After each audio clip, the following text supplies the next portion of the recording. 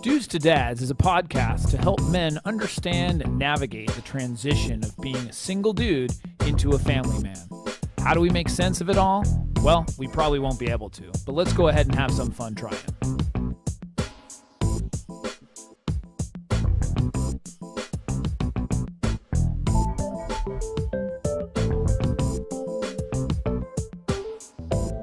And we are back. We are back. I'm Jason Kreidman. I am Alan Bush. And this is Dudes to Dads.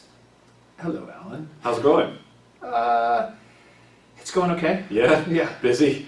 Very busy. Yeah. It is always interesting Right. It's a good being word for a it. father and a husband Okay. and a son Yes. and a friend. Yeah. But that's the world we live in. Sure. Or that I live. Multiple, we have to take Multiple?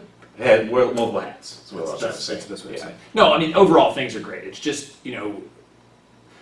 work, school, life. Yeah. That's what's going on. Yeah, that's what's going on. How about you? Yeah, same difference. Let's talk about you for a second. The way to divert the topic. I am in the same exact boat with the exception of the kids part. Yeah. I'm living the dude life, but work, personal relationships, just everything involved with that, especially work. Right.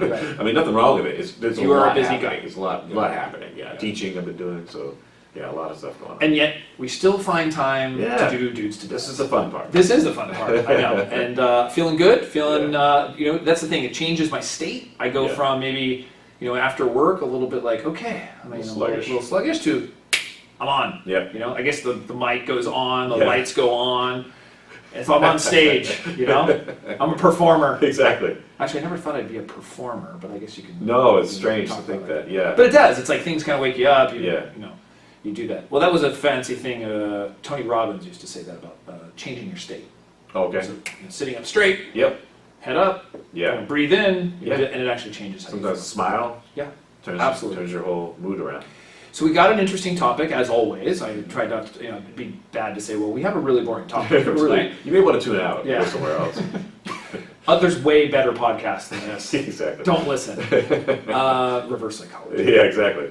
What to do when grandparents spoil your kids? Yes. I was raised a lot by my grandparents, and I think they spoiled me in the healthy way because it wasn't too much, but I know I got a lot because I was an only kid at the time, and I lived with my grandparents. Well, so here's where the interesting part is. This is basically talking about when your grandparents, or let's say your parents, go over you and spoil your kids. Yeah. Yeah. So it's one thing when you were raised by the grandparents. Yeah, and that was a part-time thing, and then I lived with my mom Right. as well. So I mean, not to take away from that, but I'm saying what a lot of the stuff we're going to be talking about is basically, you're trying to parent. Yeah. You're actively parenting in a certain way, yeah, and then all of a sudden, grandparents come along, grandparents, yeah. and they may do things that you don't agree with. This is not but by the way, caveat or disclaimer, this is not, I'm not talking about my own situation. Yeah. I mean, we all experience some things, but I've been very lucky. Both my parents and my wife's parents, we all, have wonderful relationships and That's stuff. good. So, Yeah. but there's certain things, of course, that you always look at and go, well, maybe that wasn't perfect, or maybe this wasn't how I would do it.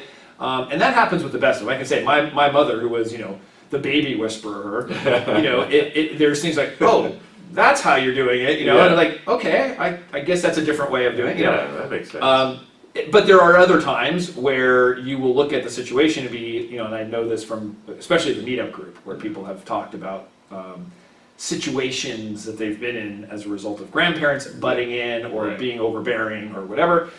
So that's something that I wanted to touch on. And, grandparents can spoil the children in very good ways. Attention, affection, just love and time and all those things. That's cool. Sure. But they can also spoil them in a negative way. Okay. And that can be gifts, letting them rule the house, and doing things that necessarily, like I said, the parents wouldn't agree with, they don't like. So it was funny, my mom, Dr. Ellen, had a saying, I think she had like a pillow that said this. And it said, what happens at grandma's house stays at grandma's house. That's hilarious. So What's funny is I read up on this, and there's a woman, Susan Adcox. She's a grandparent expert. Okay, and we'll link to her. Herself? Yes. Okay. I hope so. Yeah. She's like a 20-year-old life coach. Experienced so much in life. Exactly. She's like, is she a grandparent? No. I don't think she's even had kids. No, she actually was talking about how it teaches children to be a little deceitful and have a lack of respect for the parents. Now, I understand where my mom was going in the spirit of it. Yeah. It's just kind of fun. Right, in the spirit of it, but if you're talking literally, like you're saying, well, don't tell your parents. Right, yeah. Like, don't tell your mom that this right, happened. Yeah. That's really undermining their authority. Right. You know, like, okay, I'm giving you this candy, but don't say anything. Yeah, right. You know, that's a different experience and a different sort of attitude that you're not going to want to have. So what are some ways that grandparents spoil kids? Let's learn a couple of things. First one. They'll buy inappropriate things. Yes. So, example, maybe you're not into weapons or something like that, and all of a sudden your kid gets a big toy gun. Yes. You're like, that would be an inappropriate toy. Right. Or something that's just not appropriate for their age, like, it's a small kid and he gets a knife, and you're just like, whoa, or, a BB gun or something. or even for a female, and you're not into, like, frilly or teaching your daughter about, like, the pinkification of America or something, and they're getting Barbie clothes and whatever. More gender neutral and it's kind of like you said, going above you and doing what. Yeah, it doesn't matter. It's whatever. I mean, inappropriate is not necessarily inappropriate to society. It's inappropriate for what you are parenting about. Yeah. So that's one thing. Another thing, and this is probably the most common, I would say, is buying too many things. Mm-hmm. So just the idea is like there's just so much stuff. Like every time that they see the grandparents, they got to buy something or bring something or feel that way. Yeah. Now, I know that I'm going to enjoy being a grandparent. Like, I can see that dynamic. And do you foresee yourself buying a lot of stuff for your grandkids? I can totally see it. Well, I don't know. Spoiling them a little bit. I don't know, but it's funny. As I was going through this, like, I totally get it. Yeah. I totally understand because you get all the benefits of being a parent, but then you can just give them back. Yeah. Absolutely. It was like being an uncle. Yeah, you just swoop in. Yeah. So buying too many things is definitely, an issue. Yeah. Outdoing the parents. So maybe a gift that's better than the parents would give. Like maybe at the holiday where like they have to outdo them. Right. And it's like it's on purpose. Yeah. Like well they have to love me the most. Yeah. Yeah. And that's just somebody who's like competitive or maybe a little their self-esteem's not as good. Sure. And so they feel they have to to do that. Yeah. Buying expensive gifts. Yeah. Of course I'm going down on these are in the buy category. Yeah. These are all buying things. Expensive gifts like electronics, a phone, whatever. And like that's not something that we might agree with or we might want, for our kids. Right. It's totally different if you have a discussion about it. Yeah. But we're talking about situations where you're like, what the heck was that? Like, you give me that. Right. Something that doesn't match a parent's values, which we kind of touched on. Maybe it's like a weapon or some of the material, maybe like a movie that you wouldn't agree with, or something like that. Just something that kind of objects to something that you feel strongly about. But this is interesting, and maybe you already are going to touch upon this, but I know I have an aunt that was a Jehovah's Witness, and then her kids, my cousins, my grandmother like kind of stepped in and was like, they're gonna celebrate Christmas, I don't care. like she just told them straight out, I'm going to give them presents, they're gonna come over, I'm gonna have a dinner, like I don't want them missing out on this. And so it overstepped her boundaries, and I understand where my grandma's coming from because she wasn't raising her kid to be that way, but my aunt made a decision, hey, I've become this, and we don't celebrate Christmas, and this, we just, have a standard day, and my grandma's like, no. That's not happening. Yeah, well, I think some years ago. We will touch on how to deal with something like that. Okay. Because that's a real issue. Yeah. Sure. And it's like you're putting the values that the mom is trying to teach. Yeah. Whether you agree with it or not. Yeah. How do you manage that? Then it's coming from the grandparent perspective. Right. Like, how do you, as the grandparent, intervene if you feel something's not right? Yeah. But is that fair? You know, yeah, that's the weird thing. It's a little bit of a clash of the cultures at that moment. It wasn't a bad thing. It wasn't like everyone flew off the handle. I think maybe, I just kind of accepted that. Okay, my mom's going to do this. You know.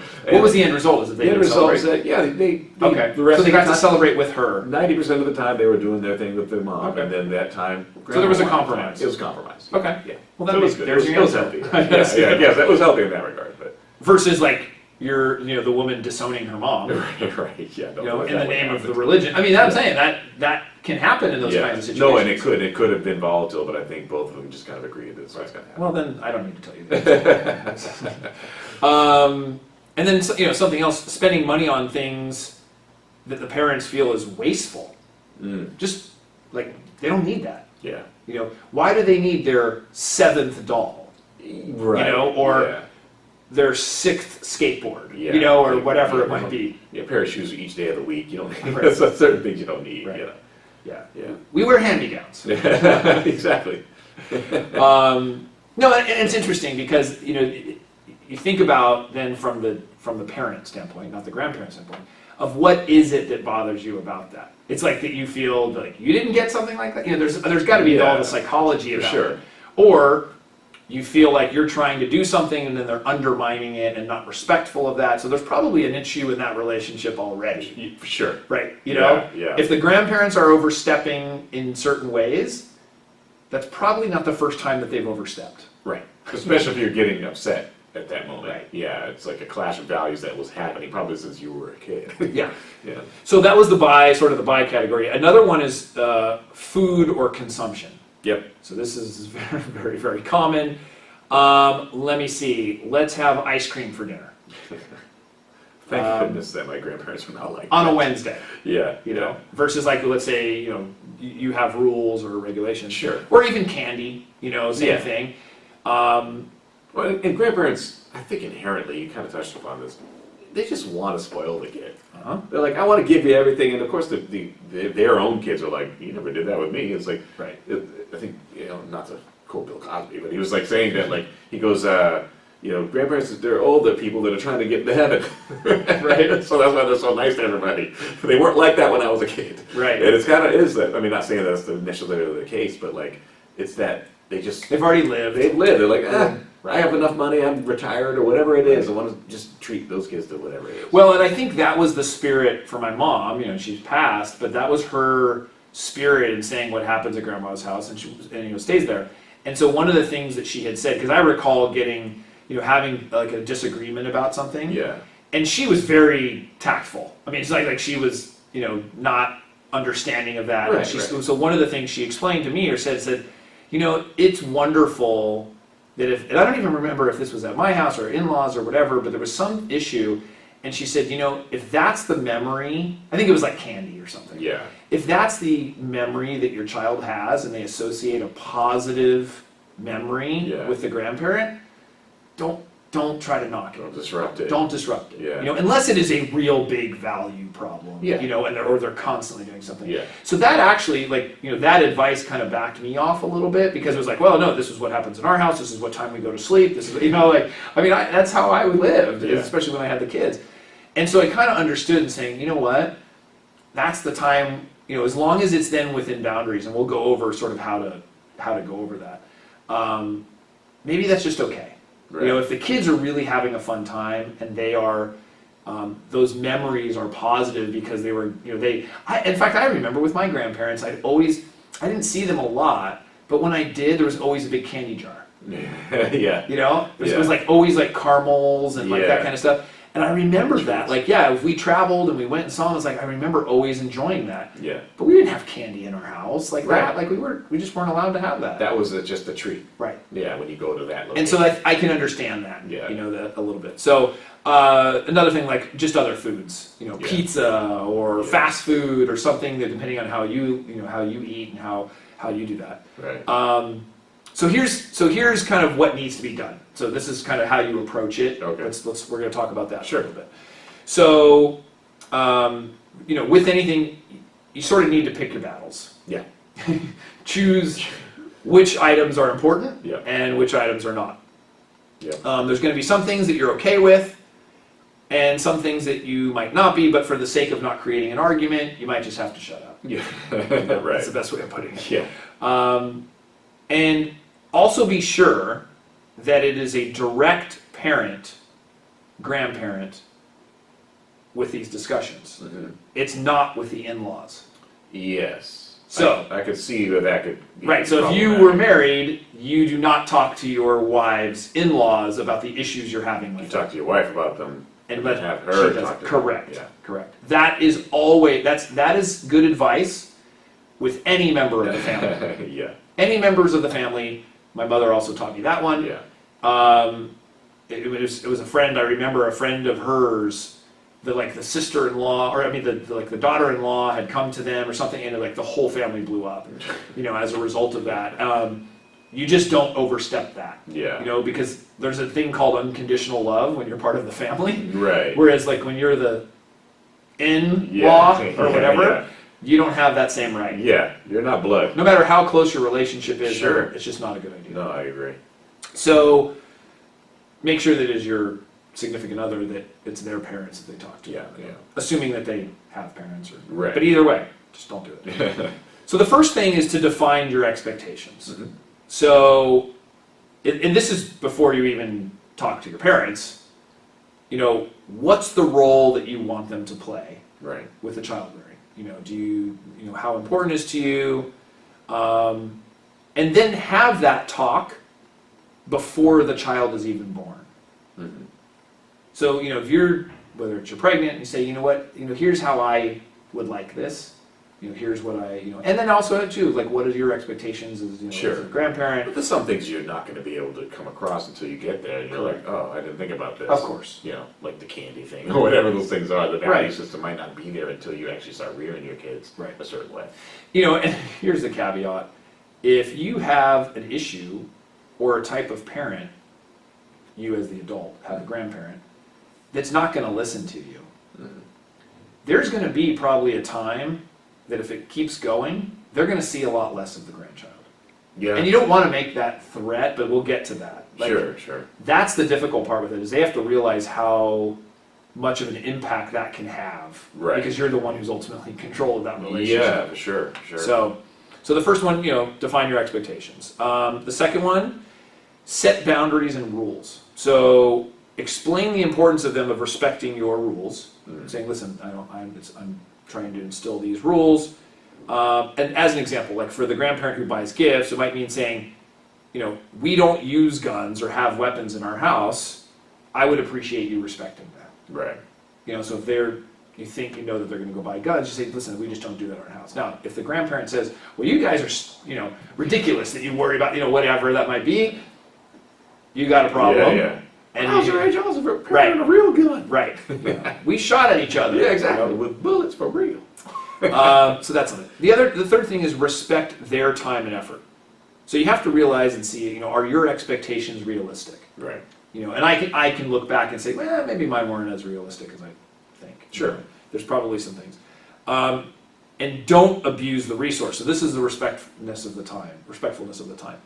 Don't abuse the resource. So don't ask them to drop whatever they're doing and interact or watch the child if that's what some of the relationship is about. Right. Like where you're asking them for the favor of, hey, can you come over and watch them? Don't expect it, like, drop of a hat. They're like, yep, I got nothing else to do. Even if they don't. Yeah. Right. Because they often, sometimes they don't. They're retired. They're not. What? You're busy watching Family Feud. Yeah. Like you can't see the kid. Yeah. And that can happen. And in that same sort of spirit, number 4, make it a combination of fun time and babysitting time. So if you are lucky enough to have grandparents nearby, and that's part of like some of the interaction, is they actually watch the child. Yeah.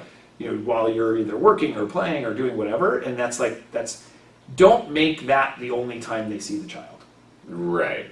Make it a combination of like, hey, we're doing this, I want you to come along. Yeah. And be mindful of that. Whereas it's not that you're always calling them up to watch the kid. Exactly. Only when you need something. Yeah. Hey, can you whatever. It's just, and that's something to grow on Yeah. with all people. Yeah, that's true. You know, you've got some friends, you know, that's Yeah. like, that's the only reason they call you is, oh, can I use your truck to move? Yeah, or I want to talk about this problem. Right. You know, it's like, Right. okay. You're the problem solver. Yeah, what about the fun? You Right.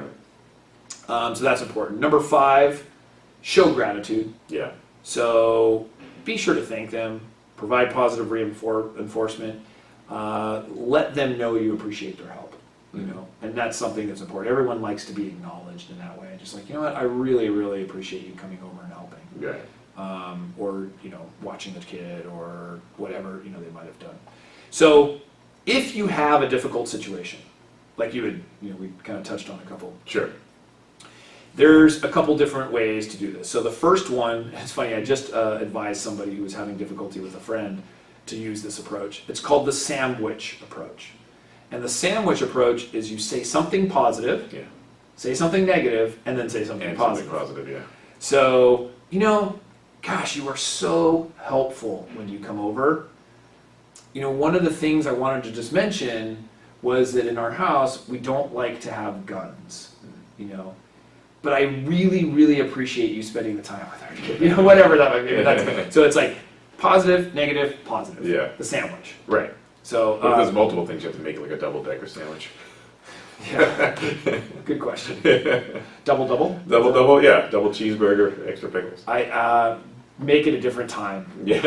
Yeah. That's a sandwich tomorrow. One sandwich at a Yeah, time. this is roast beef. The second thing is if it's still not working, remind him again.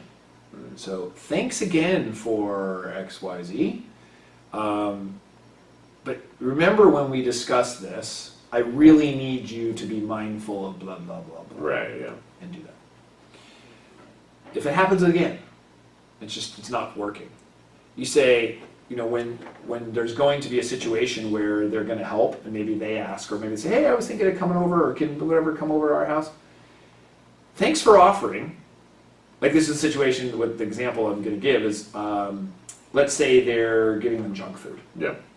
And you've asked them not to, and they still do it. You might say, you know what, thanks for offering, but I really want him to be eating healthy. I'm just going to go ahead and bring him with me. Then maybe we'll, you know, or so then maybe try again in a couple of days or weeks or whatever the frequency typically is. That's, you know, I don't love that one because you're like taking it away and like sort of punishing them. So I think, and even in that sense, you've got to kind of evaluate and pick your battle in that sense. Like, you know, if it is a nutritional type thing, you know, and you often will say what not to do. It's the same thing with kids. You tell them what you can do. Right. So, you know, it's saying like, hey, here's some things I would suggest to eat. You know, I would love for them to have a sandwich. They can have chips.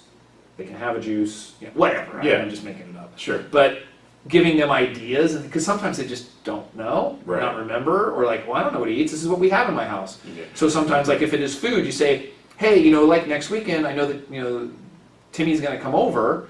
Hey, it'd be great if you had some cereal, this kind of cereal, Right. or blah blah blah. If that's not possible, you know what? I'll just send that with him. Yeah. You know, because if the parent doesn't go shopping or doesn't want to shop or doesn't know how to shop, there's no excuse then. Sure. You know, and you can give them the food that they're going to serve, Yeah. if that's what the issue is. Right, right. You know, so those are the kinds of things you can do. So, you know, I think for every kind of the ending on this topic, like for every parent who complains about the grandparents spoiling their kids, you know, there's parents who wish that their kids got more attention From the grandparent. and be able to spend more time Yeah. with them. Right, So right. that's another thing about being grateful.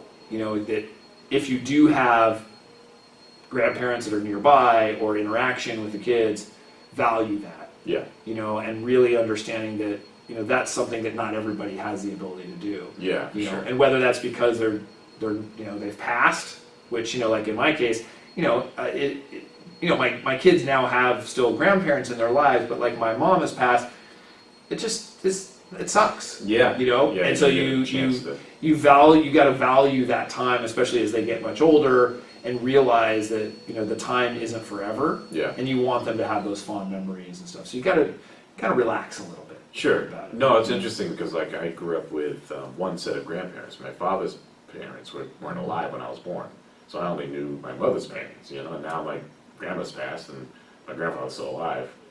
But I'm thinking about that too. If you had kids. If I had kids, like I had to have them right now. Right. And they know my grandfather who's 95, Right. and then, but also to know my parents, they're far away. Like my mother is separate from my father for one. Right. And for two, my mother's also in a different state. And one of the furthest states from where we are right now. So that's something I'd have to think about. Geographically, yeah, positioning that, and I want my mom to be involved, Right. But it would be sporadic if we weren't in the same. Extended stays. Yeah, exactly. Yeah. Summer vacation over there, that might Right. be something to do. Yeah, and I'm guessing in those situations, I mean, maybe it's different or maybe it's the same, but it's like you become a little bit more lax. It's like, oh, okay, I only see them once a year, or I only see them on a holiday, or I only see them, and so the spoiling, if you will, you might be a little bit. Just that day, it's like, all right, that's fine. Yeah, and it's interesting because I wonder what the personality thing is where it bothers somebody and it doesn't bother other people. Yeah. Like as the parent, what is it about that? The control, Yeah. the self-acceptance. Yeah. There's something inside. There is. It's like you're not letting me be a parent. You're still almost treating me like I'm still the child. Right. Because you trust my judgment on this certain thing. And so I imagine that's where that attitude comes from. Yeah. You know? Yeah. Well, interesting. Yeah, it is. Let's get some feedback. podcast@dudestodads.com is our email address. What else can they do? Twitter @dudestodads. Facebook, dudestodads.com. No, dudestodads.com. Yeah. Or just search Dudes to Dads. Exactly. And then iTunes and Stitcher. Leave some reviews, subscribe, as you said in the previous And also episode. YouTube. And YouTube. We've got some YouTube Subscribe on videos. both. Leave some comments on both. Hopefully they're all positive, but if you don't want to leave positive ones, at least be clever. That's awesome. So on behalf of Alan and then myself, we will see you next week. See you next week.